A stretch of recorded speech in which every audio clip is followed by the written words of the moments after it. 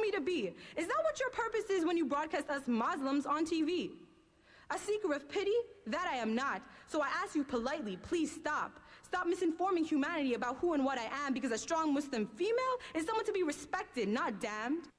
The passionate outpourings of spoken word poet Sofia Baig, the 19-year-old Canadian Muslim, discovered the role of Islam in her life after the September 11th attacks. And early last year, she took her lifelong interest into public poetry and her words of tolerance and courage. That's our focus into this morning's Faces of Faith. Sofia joins us now from Montreal. I have to ask you, you said 9/11 was a real turning point for you. Tell us how that got you into not only your religion, but speaking in such words that have moved many people. Well, the first thing is that I went to a Catholic private school here in Montreal, and growing up I didn't know much about Islam. I was born Muslim, but I wasn't practicing. I didn't really know how to pray. I didn't even really know the basics of Islam,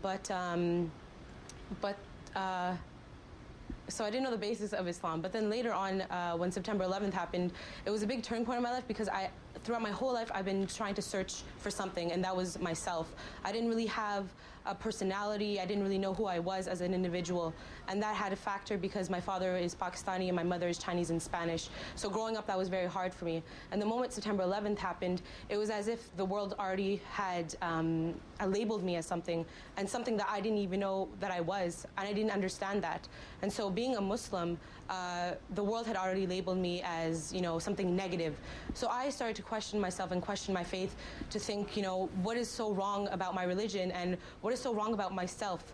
And so I started studying Islam and reading upon it, and then that encouraged me to learn more about myself. Mm-hmm. And the moment I started getting into Islam, I really found who I was, and I found who Sofia Baig really was, basically. And one of your poems, it's called Jihad Within, and that's the title of it. But in this post-9/11 world, when you hear the word jihad, a lot of people raise their eyebrows. Tell to us about what this poem means.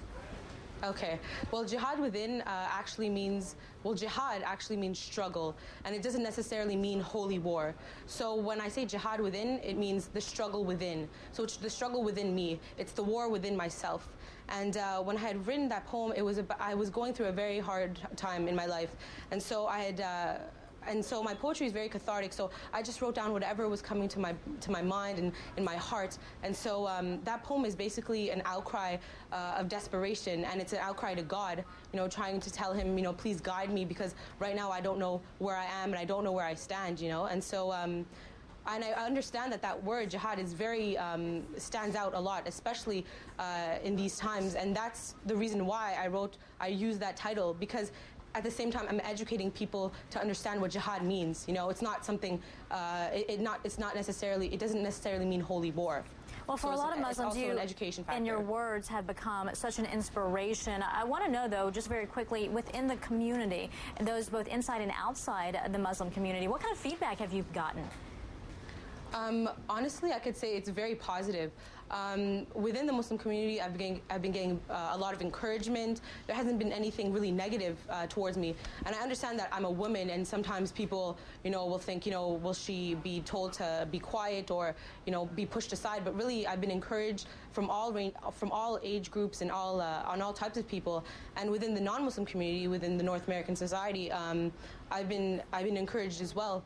And I've done some poetry shows where it hasn't been Muslim-oriented. The crowd hasn't been Muslim-oriented. And I've been getting very positive feedback from them. That is terrific. Well, it's very passionate, your words here, and you're a very strong woman, and we appreciate you coming on today to talk about not only your passion for poetry, but your religion as well. Thank you.